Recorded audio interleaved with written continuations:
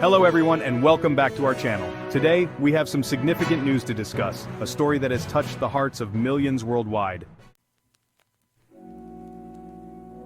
Rick Slayman, a resident of Weymouth, Massachusetts, made history when he became the first person to receive a pig kidney transplant. But sadly, just 2 months after the groundbreaking surgery, Rick passed away. The transplant, conducted by the Massachusetts General Hospital, was a beacon of hope for many awaiting life-saving organ transplants. Rick's kidney was genetically altered, blending human and pig genes to improve its functionality.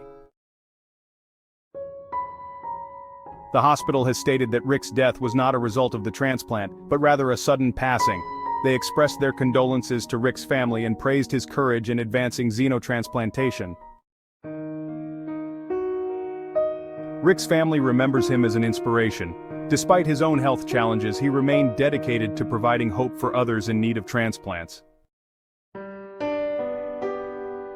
As we reflect on Rick's legacy, let's honor his memory by continuing to support advancements in medical science.